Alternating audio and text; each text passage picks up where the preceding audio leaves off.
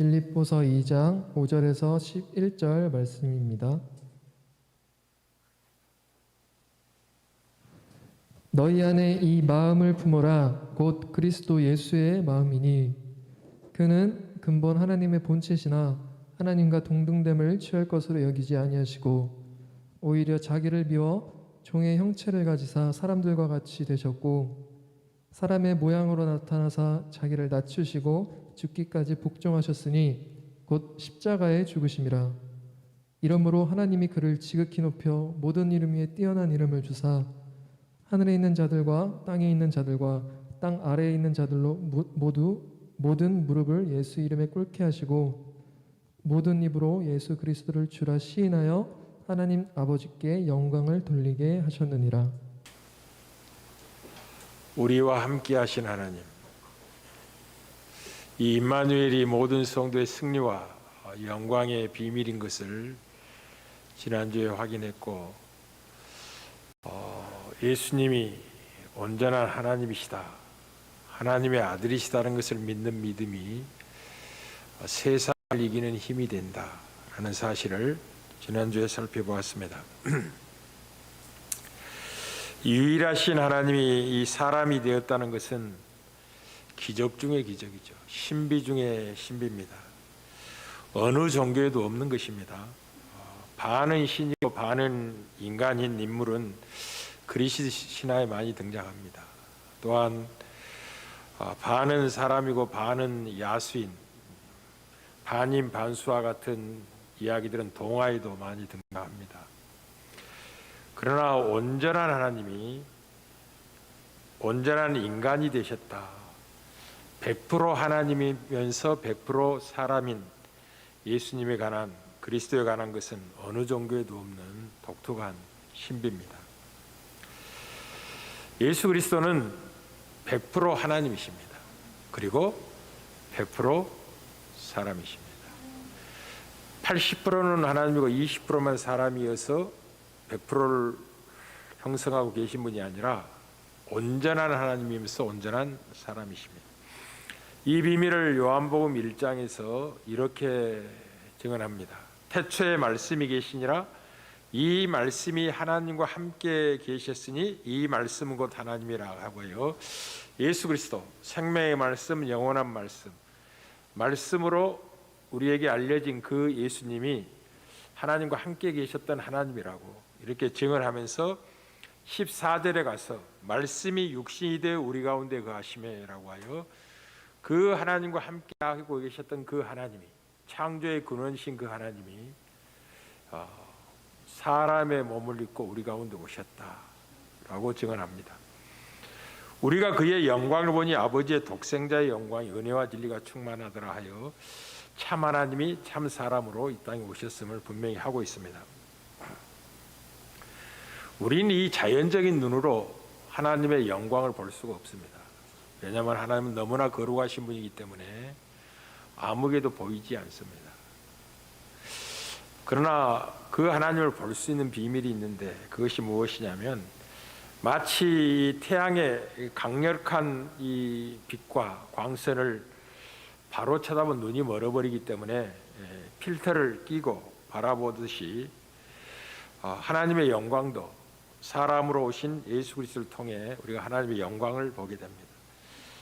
그래서 하나님을 인격적으로 알려면 복음서의 본문들을 깊이 새기고 푹 빠져들어가야 됩니다. 다만 하나님이 계시다는 사실을 믿는 것, 인정하는 것으로 인격적인 하나님을 만날 수 있는 게 아니라 사복음서에서 찾아오신 사람의 몸을 입고 오신 예수 그리스도의 행적을 쭉 깊이 살펴보고 깊이 묵상함에 빠져들 때 인격적인 하나님을 만나게 됩니다. 우리가 복음서를 읽을 때 우리는 인간의 형체를 취하신 하나님을 만나게 되죠. 예수님을 통해서 완전하신 하나님 우리 눈앞에 등장하고 그분의 사랑과 겸손과 그분의 무한한 지혜와 지식을 만나게 되고 그분의 은혜와 긍휼의 풍성하심도 만나게 됩니다. 그래서 임마누엘은 하나님이 어떤 인생도 마다하지 아니하고 우리에게 인격적으로 알 수 있는 대상이 되었다는 것을 힘있게 선포하는 것이 임마누엘의 비밀이기도 합니다. 예수님은 임마누엘이십니다. 예수님은 동정녀 마리아의 몸을 통해서 성령으로 잉태되어서 우리 가운데 오신 하나님이십니다. 우리와 함께 하신 하나님이 예수님이십니다. 그리스도시죠. 이 복음의 영광스러움은 성육신에 있습니다. 다시 말해 임마누엘에 있는 것입니다. 임마누엘은 마치 이상이 현실이 되는 것 같고 마치 절대가 상대로 우리 가운데 나타나는 것 같으며 보이지 않는 것이 보이는 것으로 등장하는 것 같습니다. 다른 말로 하면 임마누엘이라는 것은 우주를 가르는 대사건이며 역사를 뒤바꾸기도 하고 한 인생의 삶을 혁명적으로 바꿔냅니다. 그리고 기존의 모든 틀을 무너뜨리고 새롭게 변화시키는 궁극적인 역사적인 사건이 사람의 몸을 입고 오신 예수님을 통해서 이루어지는 사건들이고 그 임마누엘이 갖고 있는 힘입니다. 이제 본문은 이제 예수 그리스도의 비야, 낮아지심과 승기에 관한 이야기를 다루고 있습니다. 그러나 다루는 목적을 분명히 하고 있습니다. 왜 예수님의 비야와 승기를 지금 동원하고 사람의 몸을 입으신 하나님을 먼저 증언하느냐면 빌립보 교회에는 어떤 여인들 간의 다툼이 있어서 그 다툼을 잠재우기 위한 것이 첫째 목적이고 두 번째 목적은 하나님이 사람이 되셨다는 이 진리가 그리스도인의 삶을 어떻게 바꾸어내는가를 알리는 데 초점을 두고 예수 그리스도의 비야와 승기의 사건을 지금 다루고 있습니다. 우리는 지난주에는 온전한 하나님이신 임마누엘을 살펴보았다면 오늘은 온전한 인간이신 임마누엘을 살펴보면서 은혜를 좀 나누고자 합니다. 이 영원한 진리의 말씀인 성경은 하나님이자 온전한 인간이시며 우리와 함께 하시는 분이 예수님이라고 임마누엘의 주님이라고 분명하게 증언하고 있습니다. 그래서 임마누엘을 생각할 때는 세 가지를 먼저 유념해야 된다고 말씀드립니다. 하나님이시자 인간이시며 우리와 함께 하시는 분이다. 다음 주에는 우리와 함께 한다는 것이 어떤 의미를 갖고 있으며 우리가 어떤 믿음을 요구하는지 그리고 어떤 삶의 능력으로 작용하는지를 살펴보도록 하겠습니다. 온전하신 하나님이 온전한 인간을 몸을 입고 이 땅에 오셨습니다.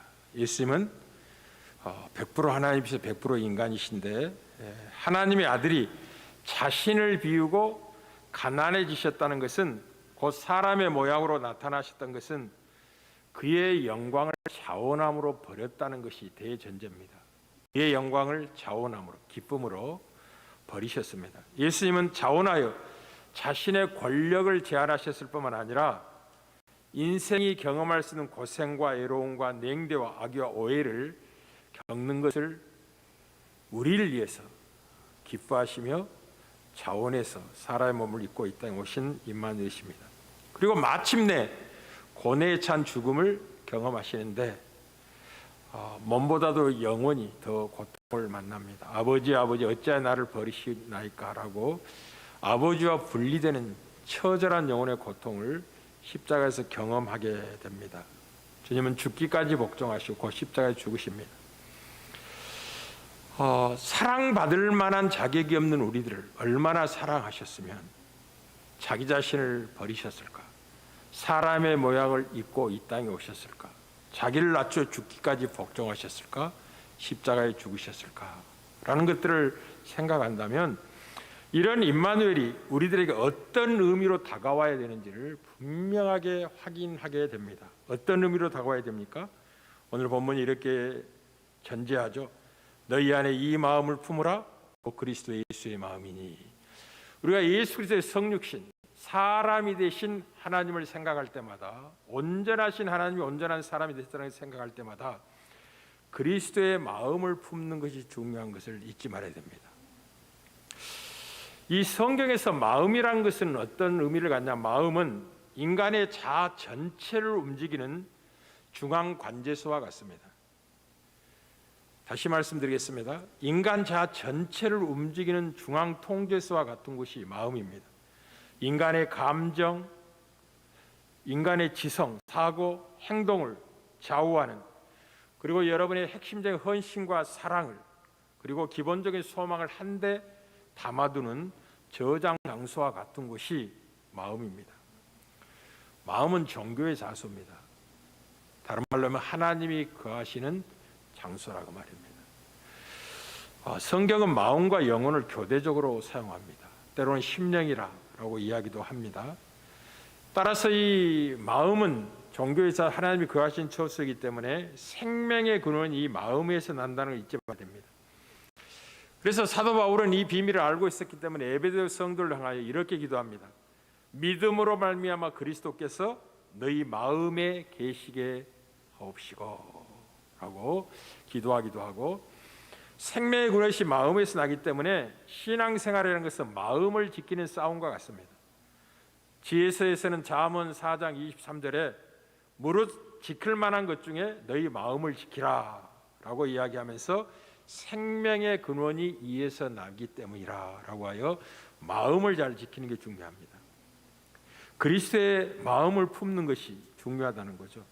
그리스도의 마음을 품는 것이 무엇인지를 알리기 위하여 예수 그리스도의 비하를, 낮아지심을, 사람의 몸을 입고 오셨음을 증언하는 겁니다. 사랑하는 성도 여러분, 예수님도 이 마음의 중요성을 사복음에서 아주 강조를 하셨습니다. 예수님의 제자의 손을 씻지 않고 음식을 먹고 정결 의식을 행하지 아니하고 음식을 대하는 것을 종교 지도자들이, 특히 바리새 성가들이 정죄를 했습니다. 그때 예수님이 뭐라고 말씀하시냐면, 이 백성은 입술로는 나를 공경하지만 마음은 내게서 멀도다 라는 이사야서 말씀을 인용하시면서, 입으로 들어가는 모든 것이 배로 들어가서 뒤로 내버린 줄 알지 못하느냐? 입에서 나오는 것들은 마음에서 나오나니. 마음에 무엇이 있느냐가 입으로 드러나는 것입니다. 기억하십시오. 그 마음은 저장소와 같은 거예요. 그곳에 악을 많이 쌓아놓으면 입으로 나올 때 악이 계속 나오는 겁니다. 이 정치판을 보세요. 남을 비난하고 정죄하고 막 하는 것은 그 마음의 생각이 악한 것으로 가득 차 있기 때문에 지도자들이 그러면 안 되거든요. 요즘은 뭐 정당의 대표를 비난하고 정죄하는 것은 우습게 얘기합니다. 예전에는 그렇게 하지 않았습니다. 금도가 있었다 말이에요. 그래도 대우하고 인정할 줄 알았습니다. 근데 요즘은 이제 대통령까지 마치 자기 발밑에 껌 취급을 하듯이 백성들이 마음껏 욕하고 정죄하는 시대가 되어가지고 뭐 다른 사람은 두말할 필요 없죠. 쉽게 말하면 마음이 너무 더러워져 있는 것입니다. 입에서 나오는 것들은 마음에서 나오는, 이것이야말로 사람을 더럽게 하느니라. 마음에서 나오는 것은 악한 생각과 살인과 간음과 음란과 도둑질과 거짓 증언과 비방이니 이런 것들이 사람을 더럽게 하는 것이요 씻지 않는 손으로 먹는 것은 사람을 더럽게 하지 못하니라 라고 마태복음 15장 8절과 10절 20절에 증언합니다. 쉽게 말하면 중요한 것은 마음이라는 거죠. 마음에서 모든 악한 것이 나오기 때문에 그렇습니다. 그래서 이 마음의 어떠함이 그 사람의 삶을 결정하게 됩니다. 다시 말씀드리겠습니다. 그 사람의 삶을 결정하는 것은 그 사람의 마음이 어떠냐에 따라 결정됩니다. 그래서 마음에 그리스도를 모시고 사는 성도들은 그리스도의 마음을 품고 사는 사람들이라고 알고 계셔야 됩니다. 다시 말하면 그리스도께 사신 삶을 살아야 한다는 것입니다. 이것을 가리켜서 성육신의 삶이라고 이야기합니다. 그리스도인들은 잠시 이 땅의 삶을 사는 동안 그리스도께서 걸어가신 삶을 살도록 구원에 이른 백성이라는 걸 기억하십시오. 하나님이 사람의 몸을 입고 이 땅에 오시는 그 모습과 같은 삶으로 우리가 부름을 받았다라는 걸 잊지 말아야 됩니다. 그래서 임마누엘을 생각할 때마다, 사람의 몸을 입고 오신 하나님을 생각할 때마다 나의 정체성을 확인해야 되는데, 내가 성육신의 삶으로 부름을 받았다는 것을 기억하고, 이 성육신의 삶을 한마디로 말한다면 세상의 헛된 영광을 좇지 않는 삶입니다. 반대로 이야기하면 성령으로 행하는 삶을 성육신의 삶이라고 합니다. 우리가 성령으로 살림을 받았기 때문에 성령으로 행하는 것이 당연하죠.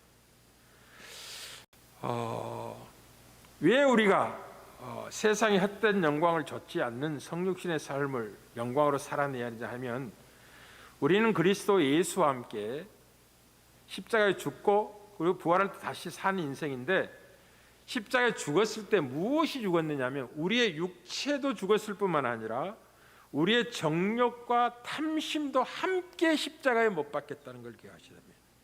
그게 예수 믿는 사람의 정체성이에요. 갈라디아서 5장 24절에서 증언하죠. 그리스도 예수의 사람들은 육체와 함께 그 정욕과 탐심을 십자가에 못 박았느니라. 그러면서 너희가 성령으로 살림을 받았으니 성령으로 행할지니라 라고 이야기한 다음에 헛된 영광을 구하여 서로 노엽게 하거나 서로 투기하지 말지니라. 이 서로 다투고 투기하고 시기하는 배후에는 헛된 영광을 구하는 삶이 있다는 거죠. 쉽게 말하면 그리스도의 마음을 품는 것을 소홀히 했다는 겁니다. 신자의 정체성을 놓치고 있다는 거죠. 그리스도인이라면 성육신의 삶을 살아야 되기 때문에 기억하십시오. 외적인 조건을 마냥 동경해서는 안 된다는 것을 기억하셔야 됩니다. 외적인 조건이란 것이 무엇이죠? 세상 사람들은 외적인 조건을 갖추고 채우고 드러내기 위해서 인생을 삽니다. 이렇게 사는 거죠. 큰 집에 살면, 큰 차를 굴리면, 높은 지위에 오르면, 많은 재물을 소유하면, 남보다 더 배워서 지식이 있다고 인정받으면 세상에서 성공자라고 생각하고 그렇게 판단하는 구조 속에서 세상은 굴러갑니다. 예수 그리스도의 성육신이 무엇인지 전혀 모르는 인생들이죠. 그러나 신자들은 그런 것을 동경해서는 안 된다는 걸 기억하십시오. 그 이유를 조금 이따 설명하도록 하겠습니다. 우리는 결코 잘난 체하는 사람이 돼서도 안 됩니다. 잊지 마세요. 잘난 체하는 그 잘못된 자기 사랑이 시기하고 분쟁하고 다투게 하는 이유입니다. 헛된 영광을 구하고 있기 때문에 그렇습니다. 성육신의 삶이 무엇인지 모르고 있는 거죠.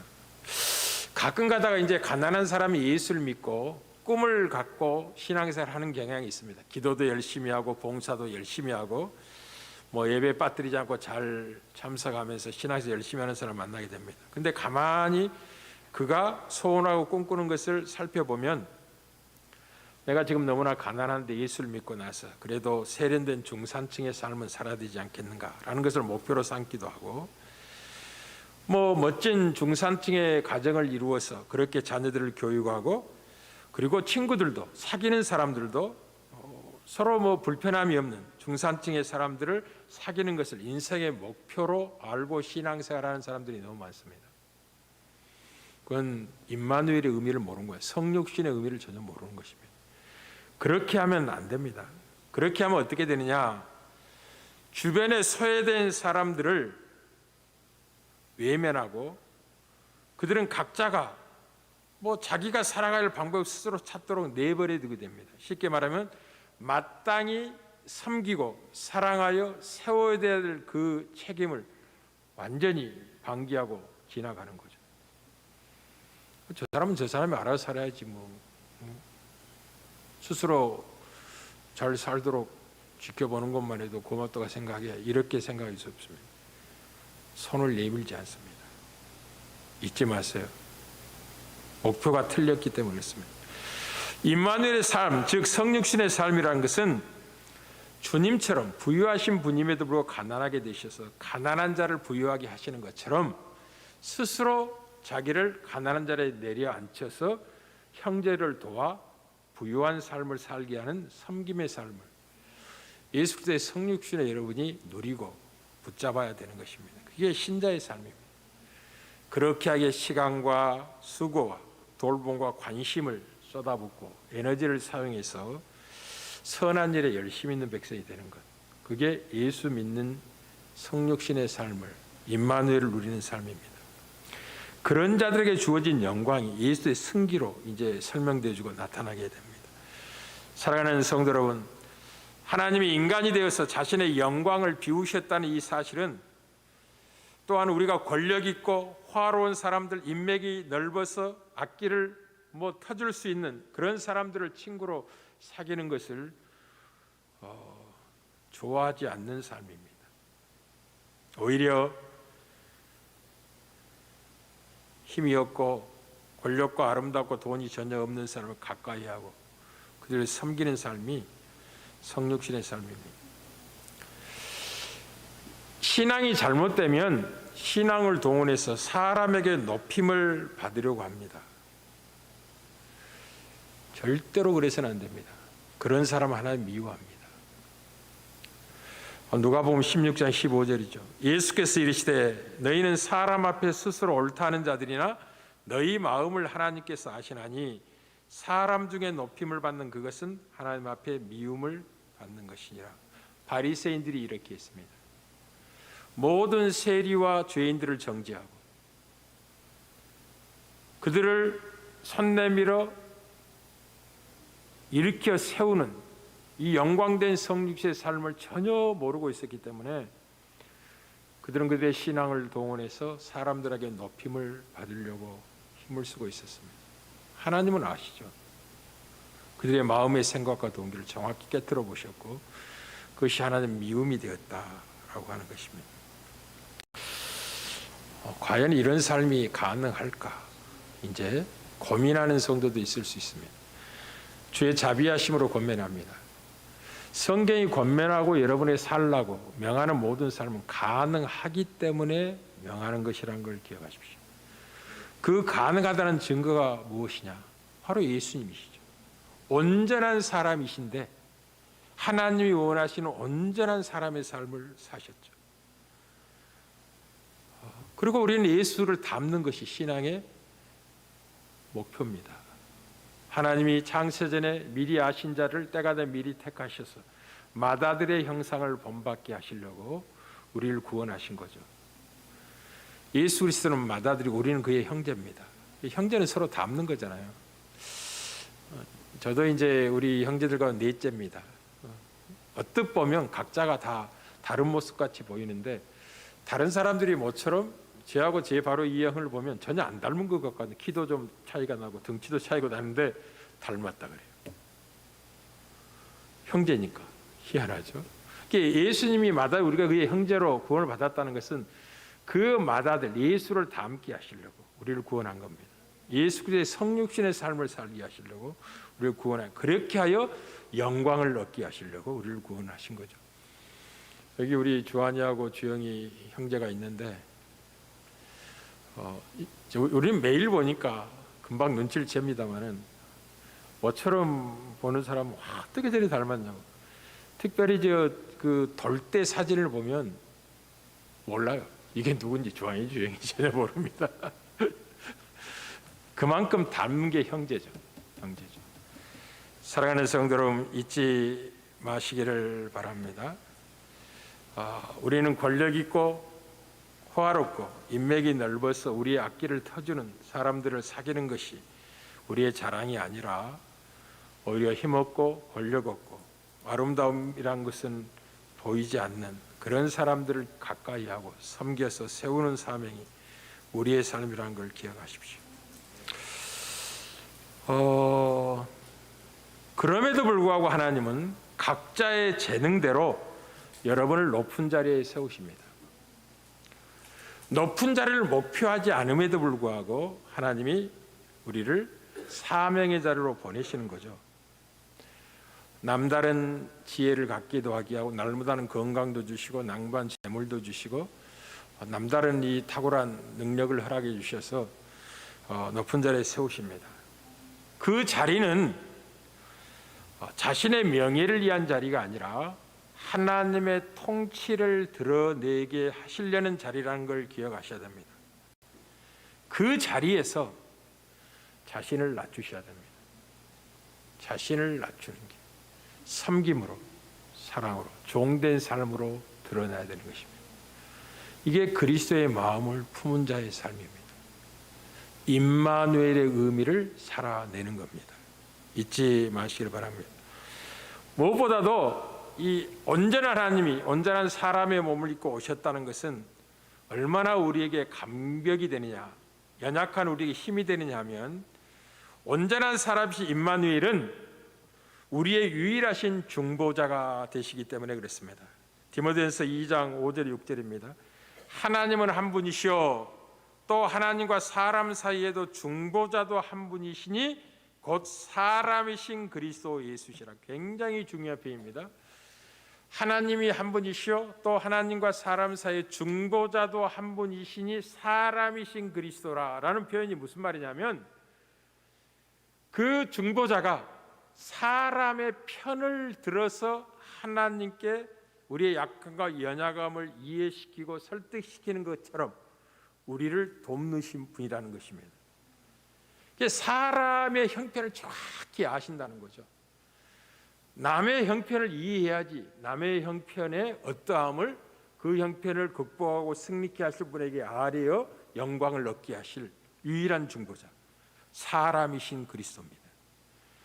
만약 우리 주 예수 그리스도가 온전한 하나님으로만 그쳤다면 우리에게는 소망이 없습니다. 우리를 대변할 자가 없는 거죠.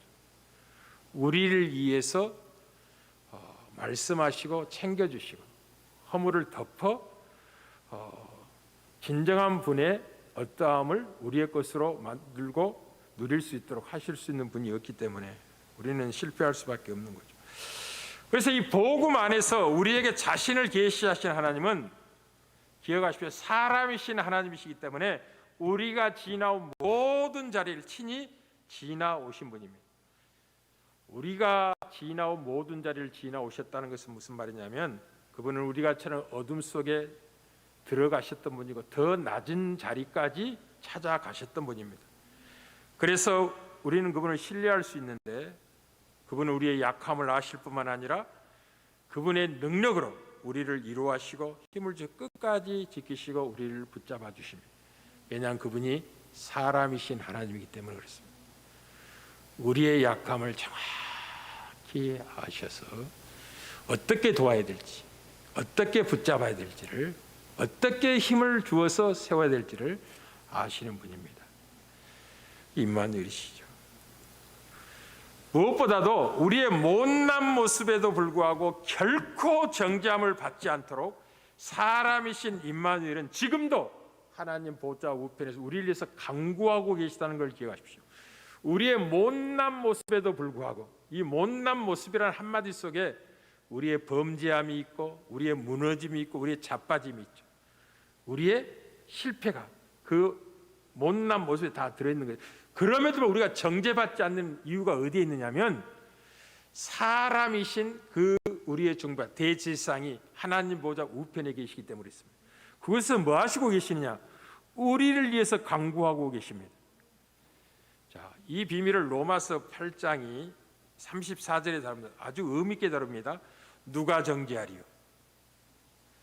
죽으실 뿐 아니라 다시 살아나신 이는 그리스도 예수시니. 이게 얼마나 중요한 표현이냐면 죽으실 뿐 아니라는 말 속에 사람이시기 때문에 죽을 수 있는 겁니다.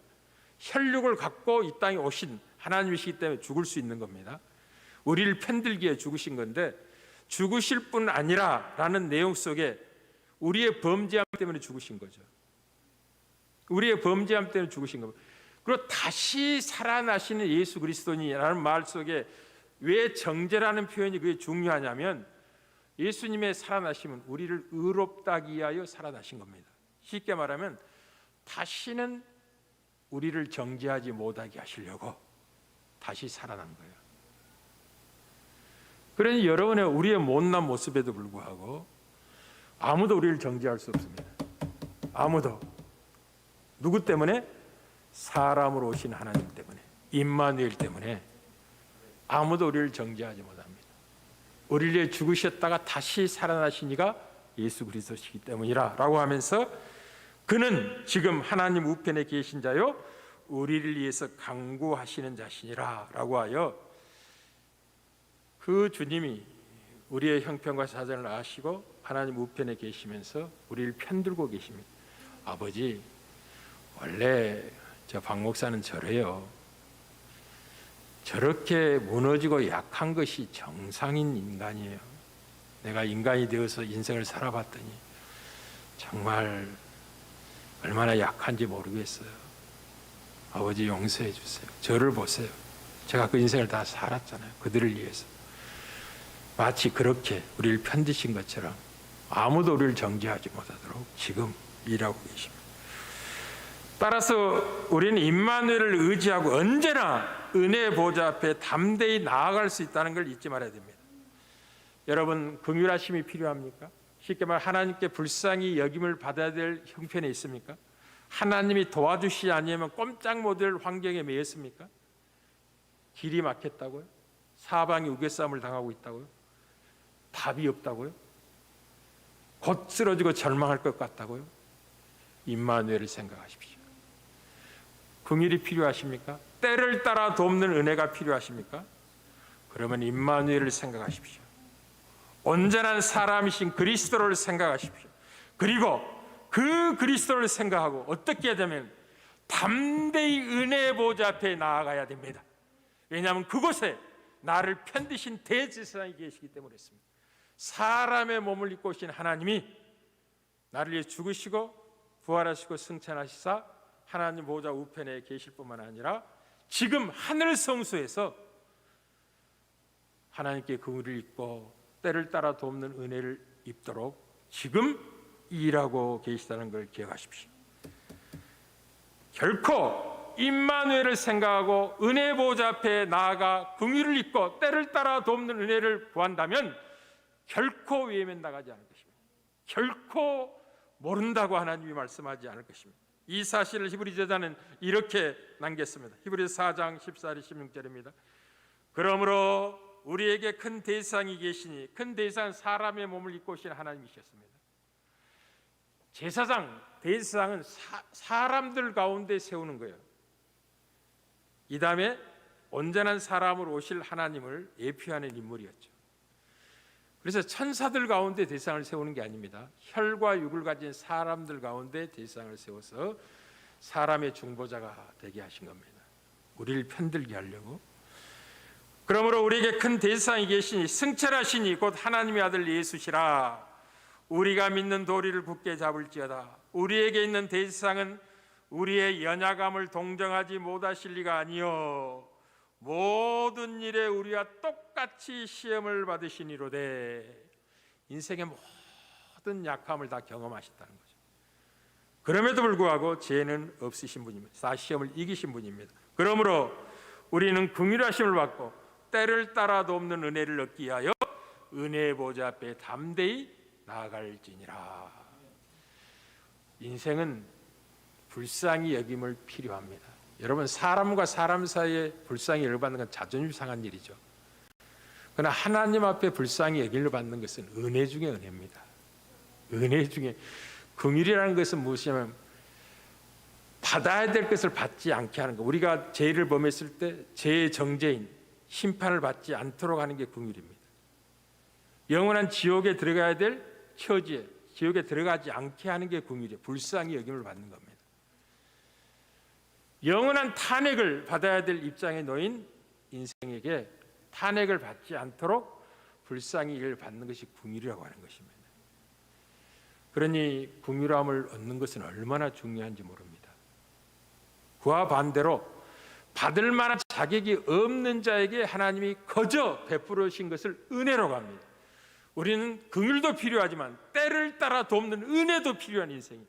우리가 행한 대로만 받는다면 인생이란 게 별 볼일 없습니다. 제가 우리 육체의 자식들에게 만나면 항상 이야기하는 게 있죠. 얘들아, 너희 일생은 하나님이 너희들이 수고하는 것보다 더 복을 주실 거야. 더 넘치도록 축복할 거야. 아빠가 다른 건 몰라도 이건 자신 있게 말할 수 있단다. 그러니 담대하거라. 하나님 살아계시단다. 아빠가 남겨줄 수 있는 유일한 너희들 향한 복은 그것이란다. 은혜를 입어야 된다는 거죠. 때를 따라 돕는 은혜가 필요한 게 우리입니다. 하나님, 우리가 생각하고 구하는 것보다 넘치도록 주실 수 있는 하나님이십니다. 그게 임마누엘의 주님 때문에 가능한 것입니다. 우리의 대제사장 되신 그리스도가 하늘 성소에서 우리를 위해서 일하고 계시기 때문에 긍휼이 필요한 사람들, 때를 따라 돕는 은혜가 필요한 사람들에게 하나님이 외면하지 않으시고 언제나 응답하십니다. 이게 사람이신 하나님 임마누엘을 믿는 믿음의 담대함입니다. 누리는 은혜가 있기를 주의 이름으로 축복합니다.